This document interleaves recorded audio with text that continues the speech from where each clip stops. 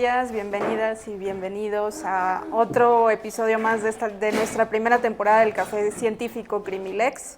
El día de hoy nos acompaña una muy admirada invitada, la doctora Sujei Tristán. Gracias. Yo la reconozco particularmente como defensora de derechos humanos, de derechos de las mujeres, profesional jurídico. Su trabajo ha sido muy importante, sobre todo para permitirle a las académicas y a los académicos acercarnos más a los ecofeminismos y al feminismo mismo. Muy buenos días, doctora. Muy buenos días, muchísimas gracias por la invitación y un gusto estar compartiendo a través de la virtualidad con todas y todos ustedes. Pues la primera pregunta que me gustaría plantearte es, como resultado de todos estos discursos que he escuchado desde el exterior y que he visto persistentes en las redes sociales, la primera es, ¿el feminismo es una ideología? O como diría Zabludovsky, ¿why de feminismo? Hace mucho que no escuchaba eso. Sí, a ver, no, el feminismo es una corriente teórica y política, y esa es la importante, es decir, los feminismos tienen un contenido teórico importante, hay un desarrollo desde ahí, desde la academia, especialmente, bueno, desde la academia feminista, pero también es un movimiento político que nace desde hace más de 200 años en la primera ola. Actualmente identificamos 4 olas, ¿no?, de los feminismos, y en aquellos momentos, bueno, a las sufragistas, por ejemplo, pues les cuesta incluso la vida, ¿no? El hablar, por ejemplo, de una declaración de los derechos y deberes también de las mujeres, las llevó a la guillotina. Actualmente ya incorporamos otras visiones, porque también no hay que olvidar que los feminismos blancos, por ejemplo, los movimientos de las sufragistas en Estados Unidos pretendían negar el voto a las mujeres negras, ¿no? Y por eso pues ha habido una evolución, ¿no?, un marco epistémico, teórico y político que ahora habla de este concepto de interseccionalidad, ¿no?, de cómo no tendríamos que estar hablando solamente de los derechos humanos de las mujeres, sino de las mujeres, ¿cuáles mujeres?, ¿no?, de las mujeres, no solamente las mujeres blancas, sino las mujeres racializadas, las mujeres campesinas, y que los feminismos, eso es importante decirlo, porque sí, el avance de la ultraderecha que vemos en los discursos, ¿no?, por ejemplo, lo que está pasando en Colombia, Perú, en el mismo El Salvador, Argentina, Estados Unidos, etcétera, desafortunadamente un largo etcétera, nos lleva a pensar cómo los derechos de las mujeres y de otras minorías, otros grupos que históricamente han estado excluidos, siempre van a ser puestos en discusión, ¿no? Yo escuchaba hace unas semanas en congresistas en Tennessee, ¿no? Bueno, vamos a proponer pena de muerte para las mujeres que deciden interrumpir un embarazo, lo cual es aberrante en el siglo XXI, ¿no? Pero bueno, de eso va, no es tampoco una disputa, porque luego desde ahí se pretende entender como una disputa entre hombres y mujeres, no lo es. Los feminismos lo que pretenden es visibilizar, ¿no?, cómo hay una estructura que ha resultado misógina, ¿no?, colonial, patriarcal, respecto a los cuerpos que son distintos a la construcción del sujeto de la modernidad, ¿no?, básicamente. Muchas gracias. Y justo abordabas esta cuestión de que también se ataca mucho a las feministas, tanto a las activistas como a las académicas, esto de que dicen que se politiza o politizamos todo y que volvemos todo una cosa de hombres contra mujeres, que sí, para empezar, pues político. ¿Cuáles dirías tú que son algunos de los, porque sé que hay muchísimos, sobre todo en la legislación mexicana, de los aportes que ha tenido el feminismo a la legislación federal?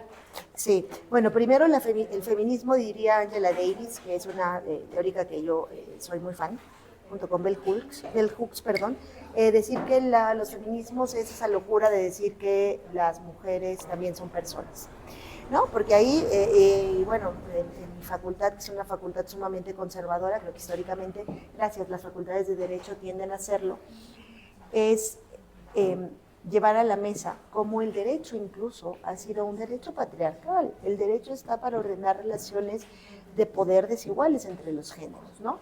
¿Qué han hecho los feminismos? Primero, construir a una sujeta política como una sujeta mujer, ¿no? Y a partir de ahí, yo te diría, por ejemplo, la posibilidad de que las mujeres voten. Incluso la pretendida igualdad, ¿no?, formal, que está en el artículo 4, que es una igualdad que la letra de la norma funciona bien, pero que tendríamos que llevarlo a los actos materiales, ¿no?, a la vida, o sea, de verdad que eso se vea, la igualdad sustantiva. ¿qué ha hecho? ¿Cuáles han sido los aportes? Primero, si nos vamos incluso por las olas, ¿no? Por ejemplo, la posibilidad de las mujeres de votar. Pero no solo la posibilidad de votar, sino luego de ser votadas, ¿no? ¿Y qué pasó ahí, por ejemplo, con las acciones afirmativas en los temas de cuotas de género? Trampas que hacen los partidos políticos para impedir que las mujeres puedan ser votadas, pese a que hay una reforma, y por eso es importante, es decir, y eso es algo que a nivel de derechos humanos, no solamente en los feminismos se trabaja.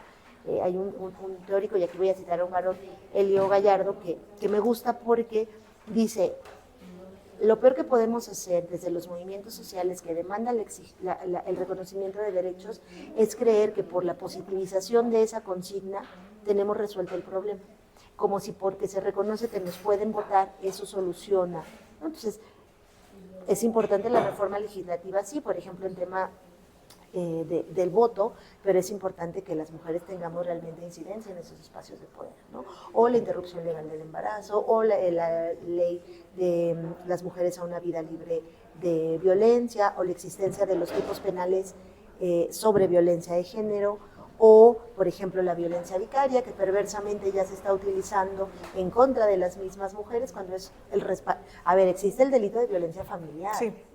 Pero la violencia vicaria tiene un reconocimiento en cómo los varones han utilizado a los hijos e hijas como un instrumento para causar dolor. Y eso hay que visibilizarlo desde el género, ¿no? Entonces, pues creo que esos serían algunos de los aportes importantes, pero te digo, los aportes no solamente en la reforma legislativa, sino en cómo luego eso se traduce en política pública, con perspectiva de género, que realmente materialicen eso que la norma pretende lograr. Y justo mencionas esos casos que han sido paradigmáticos para mal, que ya de hecho lo estoy abordando con algunas colegas, porque me impactó mucho desde que supe de la noticia. Se mediatizó el caso de Coahuila y entonces decíamos, es la primera mujer vinculada a proceso por violencia vicaria. Y resulta que no, y para vergüenza de mi estado, el estado donde nací, pero no me podía sorprender más, tiene los dos primeros casos. Entonces tenemos 3 mujeres vinculadas a proceso por violencia vicaria, y entonces yo analizaba todo el entramado cultural que hay en torno a esos casos y cómo los boletines de la Fiscalía, al menos en el estado de Aguascalientes, presumían que tenían a las 2 mujeres vinculadas a procesos. Y abajo poniendo el lema de que era una fiscalía humana y próxima a los derechos. Entonces, porque no necesitamos feminismo, necesitamos humanismo. ¿Qué dificultades en ese sentido, culturales y epistémicas, has observado tú en tu ejercicio profesional y en el académico? Sí, es que incluso, bueno, es cierto y no lo vamos a negar que como en muchos otros discursos se ha instrumentalizado el discurso de género. Habría que ser muy ingenuas para no nombrarlo. Pero eso no significa que las violencias concretas que las mujeres enfrentan en este país y en muchas realidades en el mundo, porque esto no es un problema de México, no existan, ¿no? Entonces, y lo vemos, y tiene que ver con el discurso de la ultraderecha, cómo avanza, por ejemplo, la consigna de libertad, patria y familia. ¿Cuál familia? Sí. ¿Cuál familia? Entonces, la familia tradicional, ¿cuál familia tradicional? Porque la humanidad tiene miles de años, ¿no? La familia tradicional, la que se construye, y eso Federici lo explica muy bien en Calibán y la bruja, ¿no? Cómo se utilizan los cuerpos de las mujeres para crear una pretendida familia que lo que sirve es crear insumos, materia prima para el capital. No lo podemos dejar, ¿no? O sea, van juntos con pegado, ¿no? Es muy complejo, pero me parece que no podríamos negarlo o borrarlo, ¿no? Y te decía, tiene que ver con el discurso de la ultraderecha, cómo se está entendiendo libertad. ¿Cuál libertad? No, evidentemente no habla de las libertades de las mujeres o de otras disidencias, ¿no? Habla de la libertad en un sentido de la libertad pensada, de la libertad económica, por ejemplo, ¿no? Entonces, digamos que es un panorama muy complejo, en donde se están pretendiendo borrar a partir de la desinformación y de la falta de capacidad de agencia política de las sujetas mujeres. Ejemplo, hay una masificación en los 8M, ¿no? Que eso es algo muy positivo, podríamos pensar. Hace 20 años no había esa masificación, aunque podría de repente haber discursos más moderados, ¿no? Pero ¿a qué nos ha llevado esa masificación? ¿Qué agencia política ves? ¿No? ¿Cómo se han incorporado dentro de una agenda política feminista, ¿no? Esa masificación, eso no existe, ¿no? Y no es una culpa nada más de nosotras, ¿no? Porque, digo, tú me nombrabas defensora, bueno, ojalá lo fuera en el sentido de las defensoras de derechos humanos que están en organizaciones de sociedad civil. Yo siempre lo que digo, bueno, es que hay que hacer una academia militante, una academia que esté, sí, en las aulas, ¿no? Para mí el aula siempre será un lugar hermoso, pero que también tenga la mirada en esa realidad social.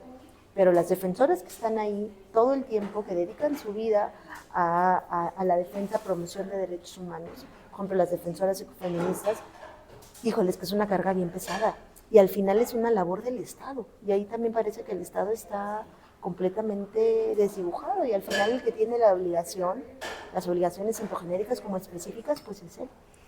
Justo porque hay muchos intereses políticos que están en el entramado más bien económico y de adquisición. Claro. Y bueno, si tú decías, te nombro como defensora, porque para mí es importante reconocer a las mujeres que voy viendo en el camino y que voy viendo cómo operan. Y digamos, me hacías esta comparativa, ¿no? Ellas están ahí, creo que no porque no estemos en el espacio idealmente construido como en el marco social, no significa que no lo hagamos, y sé que nos cuesta reconocernos a nosotras mismas, pero yo sí te lo reconozco porque lo he visto, o sea, cómo actúas y cómo acompañas en los espacios universitarios. Sí. Y son unos de los más importantes porque ahí es donde estamos acompañando o tratando de formar a los futuros y a las futuras profesionistas del país, que son las personas que les va a tocar defender derechos o no, o quién sabe de quién. Ajá. Entonces, pero sí, que tengan las herramientas. Que tengan las herramientas y sobre todo el discernimiento para reconocer que estamos en un constante entorno de desigualdades. Sí. De desigualdades sistémicas, que por eso justo los mecanismos de la Corte como la herramienta de interseccionalidad o la perspectiva de género pues, nos han posibilitado ver y que nos cuesta todavía comunicar al estudiantado. Sí. Fíjate que yo en mis clases en la universidad tengo 5 clases, 5 materias distintas y en todas, en algún otro momento, tocamos igualdad. Les doy materias, bueno, primero muy básicas, por ejemplo, hermenéutica, y en algunas siempre les digo, es que, por ejemplo, la igualdad en el sentido formal, de ya todas y todos somos iguales, pues reproduce un montón de desigualdad. A mí me interesa ver la igualdad desde la perspectiva del género, pero lo podríamos ver desde otras aristas, ¿no? Desde las infancias, por ejemplo, ¿no? Desde las personas privadas de la libertad, en un país como ¿no? Que no una sentencia condenatoria significa en estricto sentido la culpabilidad, ¿no? Creo que eso es necesario, esas miradas son necesarias, no podemos, o desde mi perspectiva, yo no puedo ser parte de un proceso que crea profesionistas, mucho menos abogadas y abogados, que no tenga herramientas. Yo incluso les digo, si ustedes van a ser funcionarios o funcionarias públicas, la perspectiva de género no es sensibilizarles. A mí no me interesa que ustedes sean sensibles, a mí me interesa que ustedes sean capaces, ¿no? Y esa capacidad tendrían que incorporar esas perspectivas, y no lo digo yo porque también siempre me presento como una profesora feminista, ¿no? Eso lo dice la misma Corte, ¿no? Y entonces ustedes tienen que tener esas herramientas porque están obligadas y obligados a hacerlo, ¿no?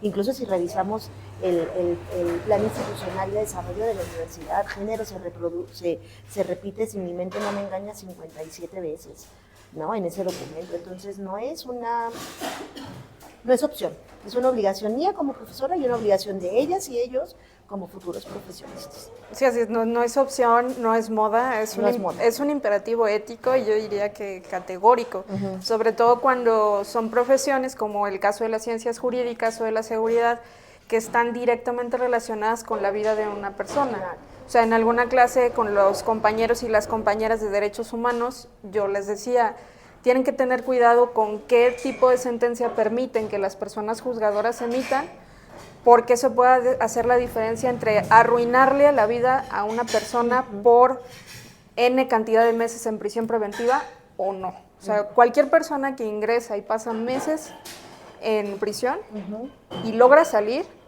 jamás vuelve a ser la misma. Sí, claro, ¿no? Y si lo vemos desde el género, por ejemplo, ahí hace tiempo estaba en el Seminario de Justicias Feministas que organizaron entre Abogacía General y dos compañeras investigadoras por México de la maestría en Derechos Humanos. Y la primera sesión fue esa con con X, Justicia para las Mujeres, y ver el tema de la reinserción social. O sea, de por sí la reinserción social es una falacia. Sí. La reinserción social de las mujeres privadas de la libertad lo es aún más, ¿no? Entonces, es que todos esos problemas sociales tan complejos, y le ponemos los lentes del género, hijo, pues lo complejizamos todavía mucho más, ¿no? Y ahora además cuando incluimos pues es la dimensión económica, que es muchas veces la que le interesa al Estado mexicano, porque lo vemos hasta en campaña, ¿no? Siempre, sí. Yo de todos los sexenios de los que he sido testiga, siempre lo que se dice es que va a haber empleo y uno nunca ve el empleo, o sí lo ve pero precarizado. Pero pensaba en cuestión de ecofeminismos, es decir, cuando ya la mirada se orienta también a pensar en el territorio, sí. En su defensa, en quién lo acompaña, en quién lo ocupa y cómo. ¿Qué es lo que has podido percibir como académica que son los retos que se enfrentan tanto las comunidades defensoras sí. como las personas que intentan acompañar a esas comunidades sí. defensoras? Híjole, pues digamos la expresión más terrible va a ser el asesinato, ¿no? ¿Cuántos defensores ambientales han sido asesinados en lo que va de este siglo en México, ¿no? Ahí hay un atlas de justicia ambiental de Joan Martínez Alier y Gretel Navas de la Universidad de Barcelona, donde tienen mapeados los conflictos socioambientales. Los conflictos socioambientales yo los defino como un conflicto entre el capital y la vida, así.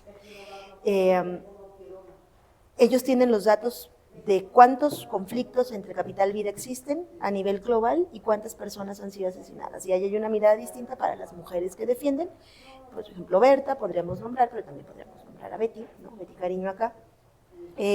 O Homero, ¿no? También podríamos nombrar varones. Nada más que ahí hay cosas distintas cuando las mujeres defienden el territorio sí. frente a los varones. Y bueno, a ver, primero, los ecofeminismos, ¿de qué van? Porque luego los feminismos nos funan. Los feminismos especialmente liberales.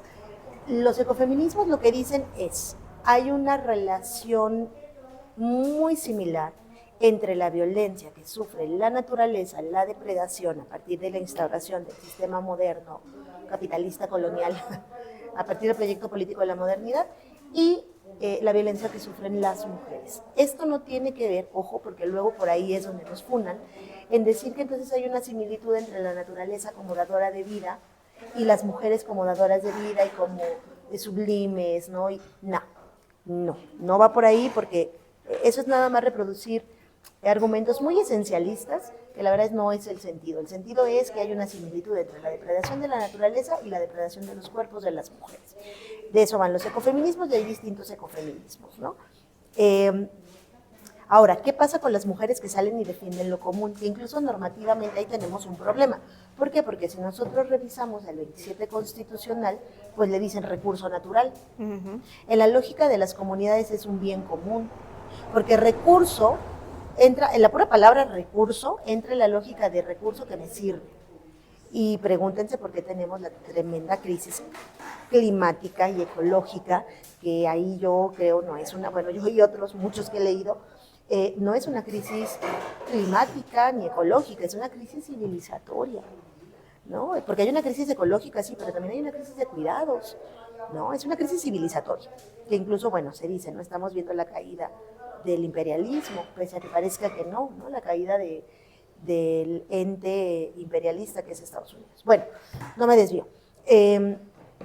¿A dónde nos lleva esto? Bueno, a decir, las mujeres van a salir y defender lo común, esos bienes comunes, el agua, la tierra, etcétera, y se enfrentan a una doble persecución, una persecución por parte del Estado, que tiene una asociación con esas empresas, transnacionales o no, incluso las mismas empresas estatales, ahí tienes el Tren Maya, sí. Que persigue y que criminaliza.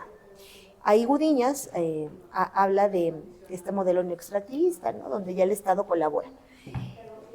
Pero también se enfrentan a sus comunidades por salir y defender, porque porque además hablamos de casos concretos en donde la gran mayoría de estos procesos, no que no existan los ecofeminismos urbanos, sí existen. Yo ahí, a quienes les gusta el tema, les recomiendo a la doctora Sol Fernández Bouzo, lo que escribe sobre ecofeminismos urbanos, pero la gran mayoría están en los espacios comunales, ejidales, campesinos, indígenas, en donde todavía las relaciones de desigualdad a partir del género son todavía mucho más tangibles. Entonces, las mujeres se van a enfrentar al Estado, pero también se van a enfrentar a su propia comunidad, que les criminaliza por romper ese patrón del ámbito del cuidado, de lo privado, y salir y defender. ¿Por qué las mujeres, por ejemplo, en el Atoyac, aquí en Tlaxcala, Puebla, defienden el agua? Pues porque lo que significa para el trabajo de cuidados. No es que sean desquaceradas, ¿no? Es que necesitan salir y defender. Así es, justo pensaba, pues, en toda esa persecución que no ha sido explicada más que por medios alternativos, y de en qué consiste y por qué es la importancia de cuestionar la manera en que hemos sido educados y educadas. Justo hablabas de la crisis civilizatoria, porque creo que en gran medida también es cómo nos han enseñado desde la escuela a tener una relación con el entorno, no solo con el otro y la otra, sino también con el entorno ecológico, todo el ecosistema. Y siempre, sí, justamente siempre recuerdo que nos hablaban de, teníamos que diferenciar entre recursos renovables y recursos no renovables. Y yo, como siempre me he cuestionado el significado de las cosas, pues yo no entendía por qué recursos, y porque a veces en la escuela me decían, tienes derecho al agua, tienes derecho al aire, a la luz del sol y todo, pero luego yo crecía y empezaba a ver que una casa o un departamento te lo cobran mucho más caro si tiene una ventana que te permita ver la luz del sol. Que el agua llega cobrada por recibos de diferentes maneras en todo el territorio nacional. La luz igual. Entonces yo decía, los recursos no son un derecho, o en qué medida son recursos. Y pensando en estas reflexiones, pues sí, me gustaría que nos recomendaras, ya un poco para cerrar, a qué libros podemos acercarnos para entender el ecofeminismo, para entender la importancia de las comunidades defensoras y de nuestra relación con el medio ambiente. Sí, hay un libro base que a mí me encanta y que de hecho fue, digamos, mi primer acercamiento formal con los ecofeminismos. Se llama Otro Mundo es Posible, de Alicia Puleo. Alicia Puleo es una profesora de la Universidad de Valladolid. Digo, ahí no me vayan a funar porque es pensamiento eurocentrado, ¿no? Pero me parece que es un libro muy, muy bueno. Otro Mundo es Posible, Otros Mundos son Posibles, de Alicia Puleo. Y ahorita estoy intentando recordar el nombre del libro, Ecofeminismos, no me acuerdo, tiene otra palabra, Ecofeminismos y Crisis, me parece que sí, Ecofeminismos y Crisis, de Yayo Herrero. También es un libro que me parece importante, que te invita como a pensar que, porque nos han vendido que ya el colapso es inminente, ya no hay más, o sea, es el capital, ¿no?, que monetiza todo y que ya no hay nada más que hacer. Y yo creo que estos libros nos brindan como alternativas, tanto Alicia como Yayo,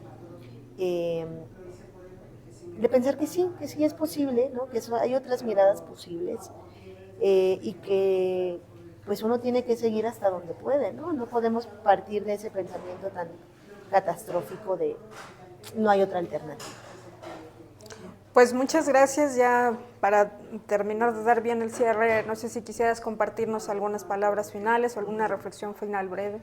Sí, pues agradecerles mucho el espacio por poder hablar de esto que nos apasiona.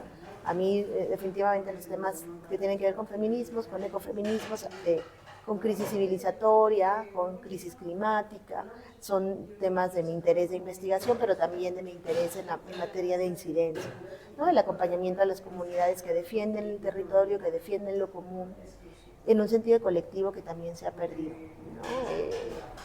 ¿Cuál es el beneficio? Pues a veces ninguno, o más bien siempre ninguno, no el personal, pero sí el colectivo, y eso tendríamos que estar pensando como colectividad siempre, ¿no? Pues muchísimas gracias, Angélica. No, gracias a ti y gracias a todas y a todos. Nos vemos en el siguiente episodio. Espero que nos acompañen en el café.